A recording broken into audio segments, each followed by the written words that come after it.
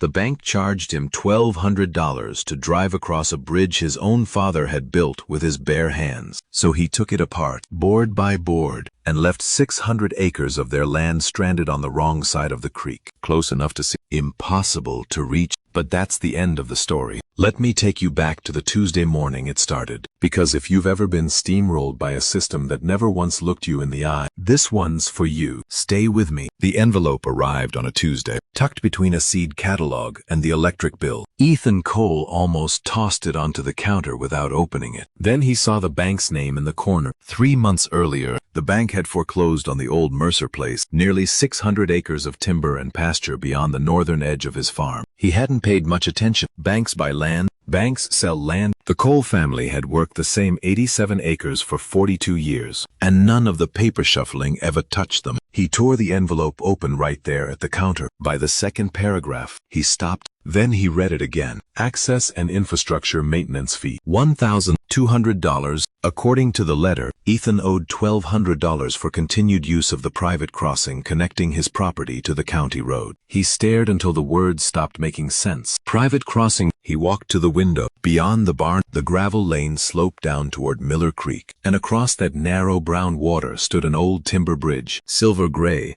from 4 decades of rain and frost and muddy tractor tires. His bridge, his father's bridge. For one full second, Ethan wasn't 50 years old. He was 8, sitting on an overturned bucket by the creek, watching Samuel Cole stand waist deep in the water, guiding a beam down into place. He could still hear the chains clanking, still smell the creosote lumber. He could see his mother carrying coffee down from the farmhouse, his father laughing when that first beam finally settled where it belonged. Samuel built that bridge with borrowed equipment, borrowed labor, and money the family could barely spare. The bank hadn't built it. They hadn't repaired it after the 2008 flood tore boards loose. They hadn't paid a dime for the steel reinforcement Ethan installed when a beam split down the middle. And yet someone behind a computer screen, someone who had never seen Miller Creek, never stood in that brown water, had decided Ethan Cole owed them money to drive over it. He called the number on the letter. 11 minutes of recorded music. Then a woman answered. "I think there's been a mistake," Ethan said, keeping his voice level. "You're charging me $1,200 to use a bridge on my own property." Keys clicking. "Our records identify the crossing as associated with the Mercer property access route. Have you ever seen the bridge?" Silence. "Sir, I can only tell you what the file says." And something inside Ethan went very still, because until that moment, he'd assumed somebody had just typed the wrong parcel number, a glitch, something a phone call would fix.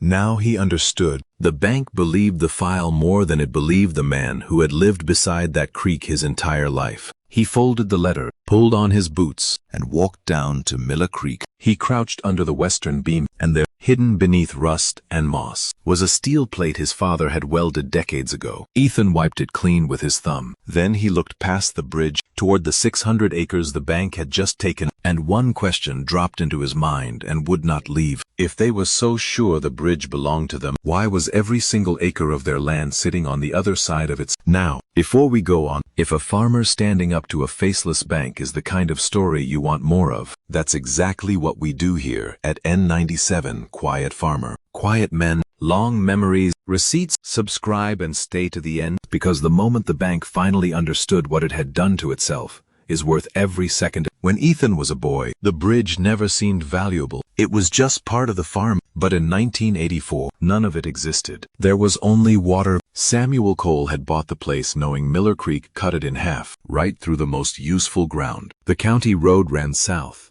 The good pasture lay north. He could have complained. He could have sold. Instead, he built timber from a sawmill 20 miles away. One neighbor's excavator, another's chains and tractor. For almost 2 weeks, men worked shoulder deep in that creek. Ethan was 8. His only job was to stay out of the way. He still remembered his father standing in muddy water, sleeves rolled past his elbows, shouting measurements while a beam swung on chains above his head. Samuel built that bridge like it needed to outlive him. Eventually, it did. Years passed. Land changed hands. A family named Mercer bought the ground to the north, and the easiest way for them to reach the county road ran right over Samuel's bridge. Samuel never treated it like a business. If they needed to move cattle, he opened the gates. If logging trucks were coming, they called ahead. Once, a teenage Ethan asked why he never charged them a cent. Samuel didn't even look up from the nail he was driving.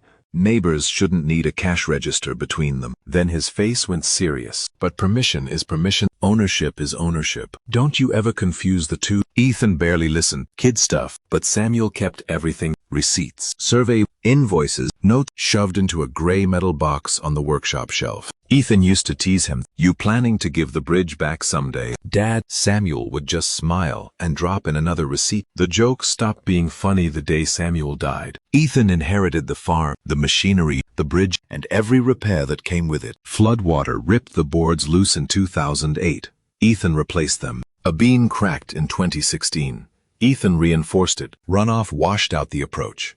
Ethan paid for another load, and another. Nobody from the Mercer place ever sent money. Nobody from any bank did either. Ethan never asked. That wasn't the point. But the evening of the letter, he pulled that gray metal box down off the shelf. Inside were decades of receipts, surveys, envelopes, several bearing the Mercer name. He opened the oldest, and by the time he finished reading, his anger had cooled into something colder, because his father hadn't just saved proof that he built the bridge. Samuel had documented every single time someone else had been given permission to cross it. The first letter was dated October 1997. Ethan knew the signature, Thomas Mercer, the man who once owned most of the acreage the bank now controlled. It thanked Samuel for letting the family bring cattle across while another route was repaired. And one sentence made Ethan stop cold. "We appreciate you allowing us to cross your bridge. Your bridge, not their bridge, not a shared bridge. Your bridge." Ethan set Thomas Mercer's letter down on the kitchen table, right beside the bank's $1,200 invoice. 40 years of history on one side, 3 months of bank ownership on the other. He pulled out the old survey maps and spread them flat on paper. The Mercer property looked impressive, 600 acres of timber and pasture stretching north and east. But then his eye caught something. An old eastern road running toward County Road 16. He knew it existed. What he didn't know was whether anybody could still use it. The next morning, he found out. He parked by a rusted eastern gate and continued on foot. Within minutes he understood everything. Blackberry thicket had swallowed whole sections of road. Young trees grew straight up through the old tire tracks. Rainwater had carved channels down the center. Farther in, the ground turned soft, then softer, and then the road just disappeared into mud and reeds and standing water. Ethan stood there listening to the frogs. Maybe a tractor could have crossed decades ago in a dry summer, but a loaded timber truck, construction equipment, a buyer trying to inspect 600 acres, not without serious money and serious work.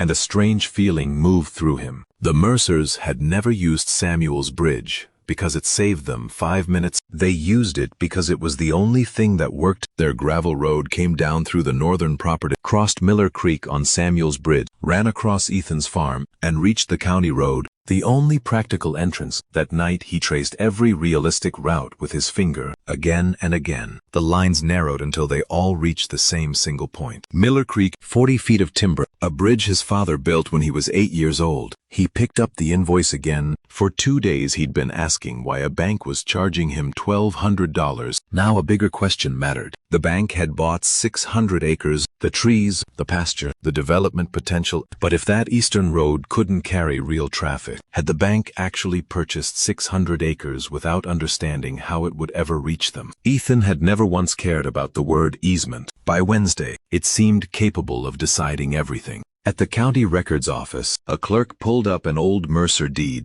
Ethan found the access provision, and his stomach dropped. There it was, a recorded right-of-way across part of the coal property. For a few seconds, he felt like a fool. Maybe the bank was right. Maybe every one of Samuel's receipts meant nothing. Then he read it again. Slower, the deed described passage across land, but there was nothing transferring ownership of the bridge itself, nothing saying the Mercers had bought Samuel's structure, nothing letting the northern landowner charge the coals to cross it, nothing even saying who was responsible for keeping the thing standing. Ethan closed the folder. He needed someone who spoke this language. The next afternoon, he sat across from a property attorney named Rachel Bennett. She didn't give him the dramatic answer he was hungry for. "Then whose bridge is it?" he pressed. She looked him dead in the eye. "I'm not going to guess just because you want a fast answer." After 3 days of people making sweeping assumptions about property they'd never seen, her caution felt like the first honest thing anyone had said. Then she found Thomas Mercer's 1997 letter, read it twice, and tapped 2 words with her finger. "Your bridge Keep this. It tells us how a previous owner actually understood the arrangement. It didn't erase the easement, but it proved the history was far more complicated than the bank's computer file made it look. That night, Ethan sorted the metal box into piles and found a note dated 2003 in his father's blocky handwriting. Mercer bringing logging trucks, Friday. Permission for crossing only. Check bridge afterward. He ran his thumb over the faded ink, and he could almost hear his father in the room. Permission is permission. Ownership is ownership. Never confuse the two. The bank had shown up with a foreclosure deed and a database. Samuel Cole had left behind 40 years of memory. By Thursday night, his kitchen looked less like a home than an evidence room. Receipts on the table, surveys on the counter, photographs, tax records, repair invoices, handwritten notes across every surface, taken one at a time. Most of it looked worthless. 12 bags of concrete, bridge spikes, lumber, gravel, steel. But together, they told 42 years of one family's history. 1984. Samuel bought the original beams. 1991. New decking. 1997. Thomas Mercer thanked him for permission. 2003. Logging trucks crossed with permission. 2008. Ethan rebuilt the flood-damaged approach. Different decades, same bridge, same family paying for it. Every time, he picked up the invoice again, and it didn't make him angry because it was a lot of money. It made him angry because of what it implied. Someone who'd owned the land for 3 months was trying to rewrite a story that began when Ethan was 8. Near midnight, he found an old photograph in a cloudy plastic sleeve. Samuel, beside Miller Creek, in August 1984. Younger there than Ethan was now. Mud on his jeans. One hand on a freshly set beam. On the back, in pencil, North Crossing, August 1984, built for farm access. Ethan sat very still. His father had been gone for years, and most days he could think about him without the loss cutting so sharp. But that night was different. He remembered the calloused hands, the work shirts behind the kitchen door, the way Samuel always checked the gate twice before walking away. Then he found one more Mercer letter. Thomas Mercer planning a timber harvest, asking permission to run loaded trucks across for 3 weeks, and offering to help pay if they damaged the deck. Something rose in Ethan's chest. Not triumph, sadness, because Thomas Mercer had understood what the bank could not. The bridge had never been invisible. Somebody maintained it. Somebody carried the risk. Somebody paid when it broke. At 12:17, Ethan photographed all of it and emailed the files to Rachel. She called back the next morning. Don't contact the bank again yet. You found something? I found enough to want their explanation. That afternoon, another bank envelope arrived. Ethan opened it beside the mailbox. The bank intended to send an appraisal team across the Mercer property Monday morning. The last sentence wasn't a request. It didn't ask permission. It simply told him the time they planned to arrive. Ethan stared at it. After everything he'd sent them, every receipt, every letter, every record, they still hadn't asked. His first instinct was still to fix this quietly. That was how Miller Creek had always worked. A broken fence meant a phone call. Stray cattle meant helping first, asking questions later. His father had taught him that. So Friday morning, he called one more time and reached a man named Daniel Price in asset management. Ethan laid out the whole history of the bridge. Daniel answered with the same sentence Ethan had heard from the start. Our records show access rights connected to the Mercer parcel. I understand there may be access rights. Ethan said, I'm asking why you're charging me for a bridge my family built. The fee was generated according to the property file. Then somebody needs to look at the property file. I can submit a dispute. It takes up to 30 days. Ethan glanced at the appraisal notice. Your people are coming Monday. That inspection is already scheduled. Did anyone ask me? The parcel has recorded access. Ethan gripped the edge of the table. He imagined his father sitting across from him. Samuel would have hated this, not because a neighbor needed to cross, but because nobody would even acknowledge who'd been carrying the weight all these years. I have letters from Thomas Mercer asking my father for permission. I can't review historical correspondence. I have construction receipts, maintenance record. Those go through the dispute process, so you can send me a $1,200 bill without reviewing any of it. Daniel went quiet. Then came the sentence that changed everything. I'm just explaining the process available to you. And Ethan understood. He wasn't talking to a neighbor. He wasn't even talking to Daniel. He was talking to a system, a machine built to keep moving in one direction. until somebody physically forced it to stop and notice. Submit the dispute, Ethan says, and do not send that appraisal team across my bridge until this is resolved. I can't cancel an inspection over a disputed maintenance fee. Ethan's jaw tightened. This isn't about your fee anymore. And he ended the call. Fog covered Miller Creek that Monday morning. At 8:12, Ethan heard tires on the gravel. A white SUV rolled up, another behind it. 3 people climbed out, an appraiser, a surveyor, a photographer. We're here for the Mercer property, the appraiser says. We were told access is through here. It usually is. Ethan didn't move. But you're not crossing today. The bank was told Friday this crossing is disputed. The 3 men exchanged a look. Nobody had told them a thing. For 10 minutes, they stood by their vehicles, making calls. Finally, the appraiser came back. The bank says the parcel has a recorded right-of-way. Then the bank can send my attorney the documents explaining exactly what that allows. Ethan held up the invoice. But somebody at your bank is charging me $1,200 to use the same bridge they're sending you across. Without asking, the appraiser actually looked at the paper, and the irritation melted into embarrassment. That wasn't explained to us. I figured. Ethan had no interest in humiliating 3 men handed bad instructions. Eventually, they left. At 10:46, Daniel Price called back, and his voice had changed. I understand you denied our appraisal team access. I asked you not to send them. The bank maintains the Mercer parcel possesses recorded access. Then send my attorney the complete documentation. The inspection is necessary for valuation. Ethan looked past the creek, towards 600 acres of timber, and there it was. The word that mattered. Valuation. What excess? He said slowly. Are you using in that valuation? Daniel, silence. It was the first question Daniel didn't seem prepared to answer. Over the next 2 days, Ethan walked the property line with an updated survey. The eastern route was ruined. The western side was tangled by terrain and neighboring parcels. For any normal vehicle, everything narrowed to one place, Miller Creek. Then he called in Frank Holloway, 30 years around rural bridges and timber, and asked one question. If this road suddenly starts carrying heavier traffic, what am I dealing with? Frank didn't answer. He walked the bridge first, checked the connections, photographed the deck, climbed beneath the western beam, and tapped the timber with a small hammer. You reinforce this with your father. Nah. Dad had already passed. That small question stayed with Ethan. Samuel had built the bridge. Ethan had spent every year since, just trying to keep it alive. And now strangers, who'd never replaced a single board, were making plans about what got driven across it. What usually uses this? Frank asked. Pickup, tractor, cattle trailer. And what does the bank want to run across it? They won't tell me. Frank looked up. Then that's the first thing I'd want answered. One section of decking was rotting. A connection needed a closer look. Erosion had crept in near the eastern approach. The bridge wasn't collapsing, but Frank refused to pretend that age could answer questions about future commercial loads. 42 years of farm traffic, he said, does not automatically tell you what repeated heavy traffic will do. And for the first time, Ethan's anger gave way to something else. Fear.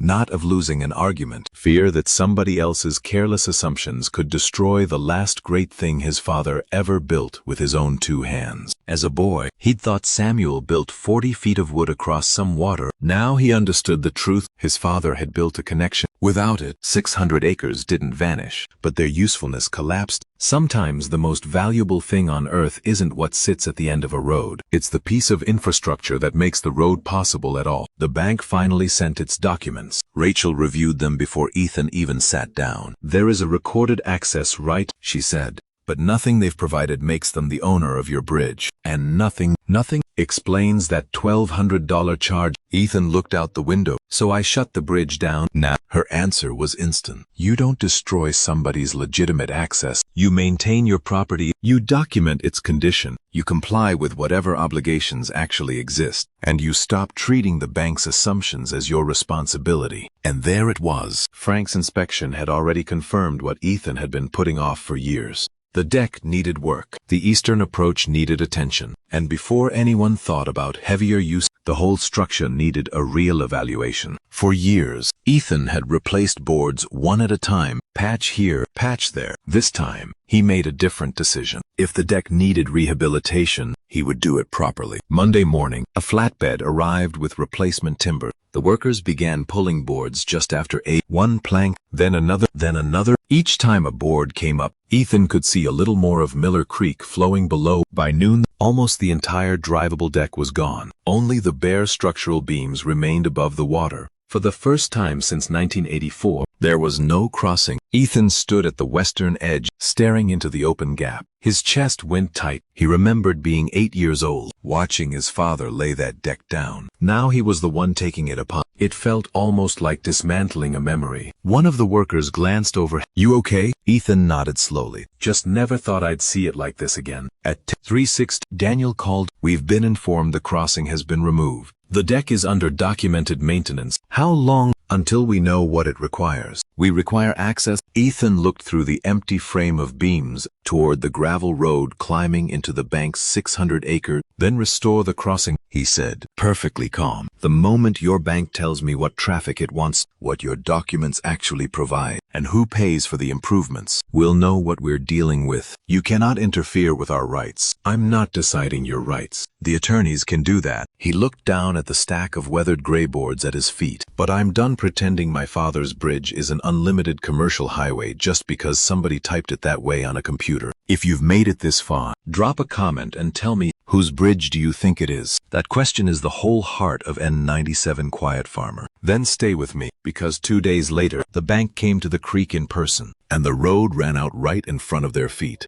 A black SUV came down the gravel road. 2 bank representatives stepped out and walked toward Miller Creek. Then they stopped because the road stopped. Across 40 feet of open beams lay 600 acres they technically own, close enough to see, impossible to reach by any vehicle on Earth. From where they stood, one of them turned to Ethan. "When will our bridge reopen?" Ethan looked at him for a long moment. "Our bridge." Then he pointed to the steel plate beneath the beam, the one his father had welded there decades ago. "The bridge you charged me $1,200 to use." Nobody answered, and for the very first time, the bank was standing inside the mistake it had made. The older man introduced himself as Robert Hale, regional asset manager. Unlike Daniel Price, Robert had actually come to Miller Creek. He walked to the edge of the dismantled crossing and looked across. 600 acres sat less than 50 yards away. Without a drivable bridge, those 50 yards might as well have been 50 miles. "When will the work be completed?" "When we know what the bridge needs. We have contractors requiring access." "What kind?" Robert hesitated. "That's internal bank business." Ethan nodded toward the exposed beams. "What they intend to drive across my structure is my business. We possess an access right, and nobody's pretending your deed doesn't contain access." Ethan pointed at the timber. "But a right to pass across land doesn't tell me whether 42-year-old beams can safely carry whatever vehicle you send them. Does it?"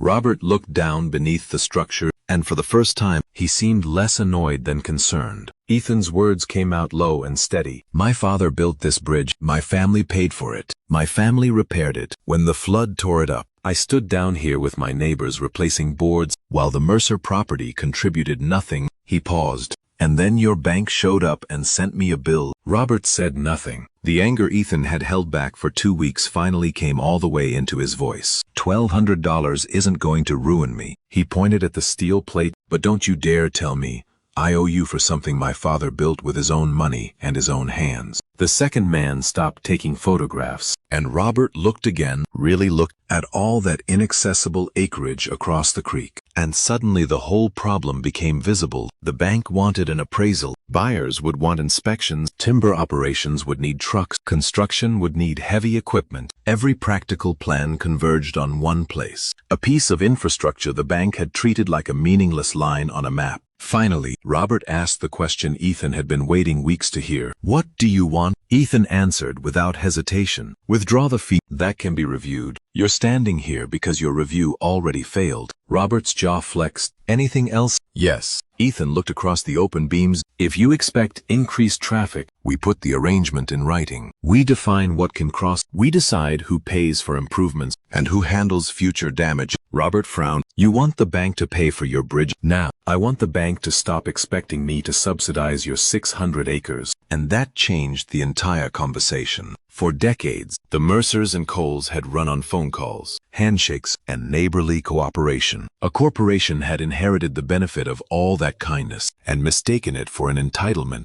An hour later, Robert left. The next morning, Ethan got an email. The $1,200 fee was suspended. 3 days later, the appraisal was postponed. Then Robert called again. This time, He wanted a meeting at Rachel Bennett's office with someone from the bank's legal department. That meeting lasted 23 minutes before anyone even mentioned the bridge. That told Ethan everything. A woman named Catherine Mills opened with recorded access, historic use, and the bank's desire to resolve things efficiently. Ethan listened quietly. Then Rachel asked one simple question. On what legal and contractual basis had the bank generated the $1,200 charge? Catherine glanced at her notes. The charge has been withdrawn. Ethan looked at her. Withdrawn? Yes. Not suspended. Not under review. Gone. For 2 solid weeks. Ethan had been told that charge came straight from the property file, as if that one sentence ended every discussion. Now it vanished in seconds. And the bridge? Rachel asked. Robert leaned forward. That's why we're here.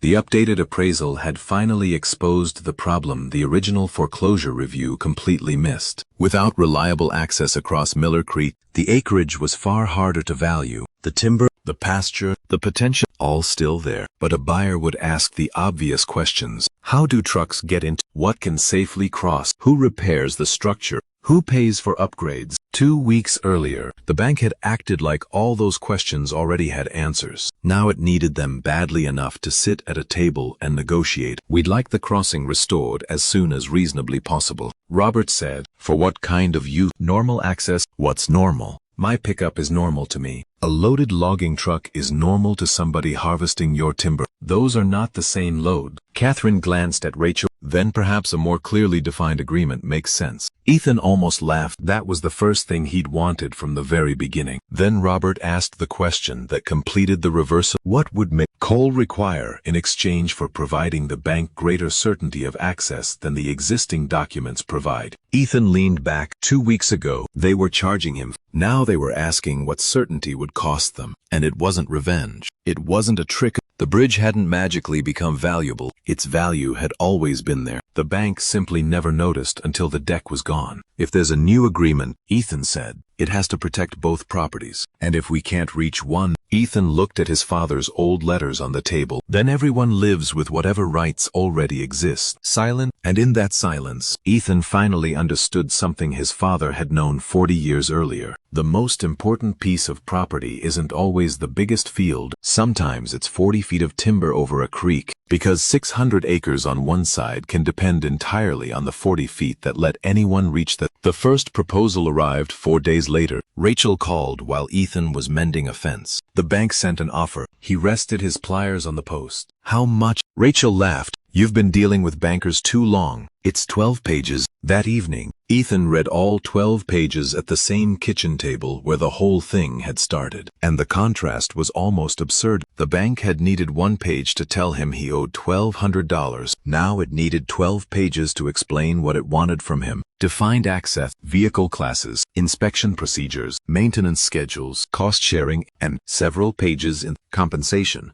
for granting the bank greater certainty than whatever rights already existed. Ethan looked at the empty chair where Samuel used to sit. He didn't want revenge. He didn't want to trap 600 acres behind Miller Creek forever. His father never would have wanted that. Samuel let neighbors cross because neighbors help neighbors. But kindness only works when both sides remember its kindness. Ethan wanted exactly one thing: acknowledgement. If another property depended on infrastructure the Cole family had built, repaired, and carried the risk on, that dependence needed to exist on paper before the memories faded all over again. Rachel negotiated for 2 weeks. The bank wanted broad future access. Ethan insisted on limits. The bank wanted certainty.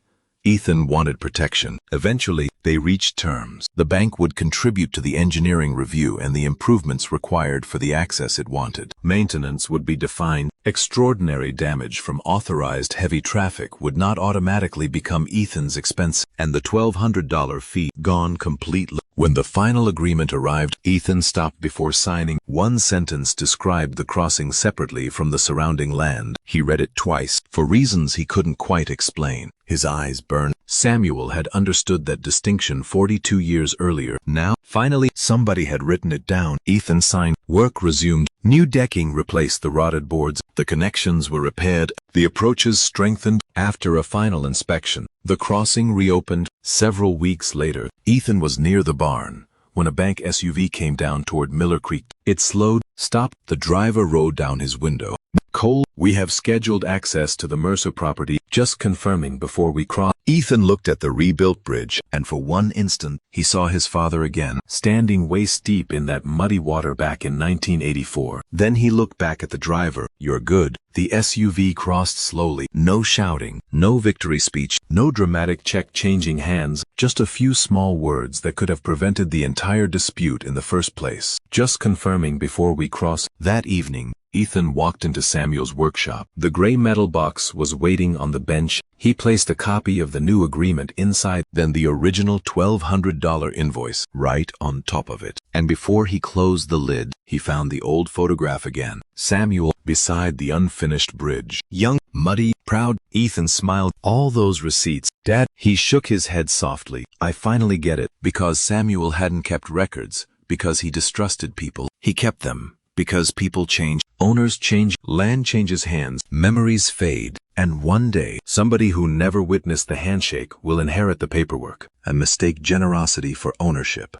Ethan closed the box. Outside, headlights moved slowly through the trees. A vehicle crossed Miller Creek. The rebuilt timber carried the weight without a single complaint. The bridge was open again. Neighbors could still cross. The bank could still reach its property. Nothing had been trapped forever. But one thing had changed permanently. From that day forward, nobody on either side of Miller Creek would ever again confuse permission with ownership. If Samuel's metal box taught you anything tonight, do him a favor. Keep your own receipts. Keep your notes. Keep the memory of who built what with their own two hands. And if you want more stories about quiet people with long memories and the patience to stand their ground, subscribe to N97 Quiet Farmer. Hit the bell and I'll see you at the next creek. Whose bridge was it? You already know.